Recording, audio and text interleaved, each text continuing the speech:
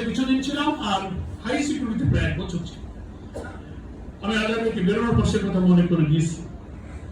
আজাদ ভাই আমাকে একদিন হাই সিকিউরিটি একটা গাছতলায় দাঁড়িয়ে উনি বললেন, শরীরটা খুব দুর্বল হয়ে গেছে, ওনাকে হাঁটতে দেখি যে ঢুলে ঢুলে পড়ে, সিভিয়ার ডায়াবেটিস হয়ে গেল। কারাগারের নিয়মের কারণে, কড়াকড়ির কারণে কর্তৃপক্ষ দেখা করতে দিত না। ওই কোর্টে আসা যাওয়ার সময় অথবা আমাদের কারো সাক্ষাতের সময় ঘরে যাওয়া আসার পথে রাস্তায় দেখা। একদিন দেখা হলে আমি দাঁড়িয়ে আমার খুব মায়া লাগলো। ভাবলাম যে আমরা তো জেল খাটিয়ে আসি, কখনো হয়তো লম্বা সময় থাকি আবার বেরিয়ে যায়, কিন্তু আজহার ভাই 3টা মামলার ফাঁসির দণ্ড নিয়ে 12-14টা বছর কিভাবে কাটাচ্ছে, হয়তো আমি দুটো কথা বলে ওনাকে একটু সাহস সান্ত্বনা। আমি বললাম, আজহার ভাই মনটা খারাপ করবেন না, সারা দেশের মানুষ আপনার জন্য দোয়া করছে, ইনশাআল্লাহ আমরা আশা করি এই জুলুম থেকে আপনি রেহাই পাবেন। আজহার ভাই আমাকে বললেন 2-3টা কথা, আমি সে কথা ভুলতে পারি না।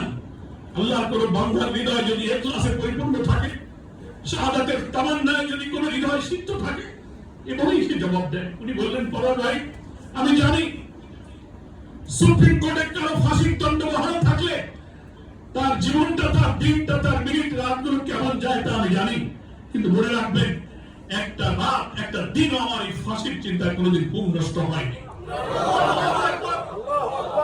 বিস্মিত হয়ে শুনতে লাগলাম।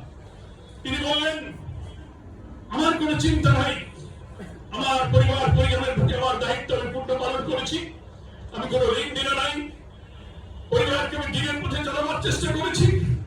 আল্লাহ যদি তার দিনের জন্য আমার শাহাদাত মঞ্জুর করেন, আমি খুশি হয়ে ইনশাআল্লাহ জান্নাতে চলে যাব।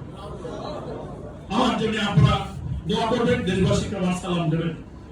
এই কথা বলে শেষে একটা কথা বলে আমি মুচকি হেসে দিই। তবে পরার ভাই আমার মন বলে শেখ হাসিনা আমাকে ফাঁসি দিতে পারবে না। আল্লাহ ওলিদের হৃদয়ের মধ্যে প্রকৃত চিন্তা আল্লাহ তাআলা অনেক সময় দিয়ে দেন। আমি সেদিন আজহার ভাইকে বললাম, আজহার ভাই এই কথাগুলো উনি মাথা নিচে করে শুনলেন। আপনি এই নিয়ামতের শুকরিয়া আদায় করবো কিনা ভাই বলুন? এই নিয়ামতের শুকরিয়া আদায় করতে হবে। আমাদের ভাইরা গুম হয়ে গিয়েছে, আয়না ধরে গিয়েছে, 2জন ভাইকে তো ফিরে পেয়েছি, তাও তো আমরা আশা করেছিলাম না আমরা ব্যারিস্টার আরমান আজমিকে পাবো, সে আশা তো আমরা ছেড়ে দিয়েছি। 15টা বছর আমরা অফিস করতে পারিনি, আল্লাহ তাআলা ওই 5 আগস্টে আমাদেরকে অফিসে যাওয়ার তৌফিক দিয়েছে। ওরা আমাদের নিবন্ধনকে নিয়েছিল, শিবিরকে নিষিদ্ধ করেছিল, প্রতীক নিষিদ্ধ করেছিল, মহান আল্লাহ তাআলা সেটা আমাদের ফেরত দিয়েছে। এই বাংলাদেশ একদিন আমরা দেখবো।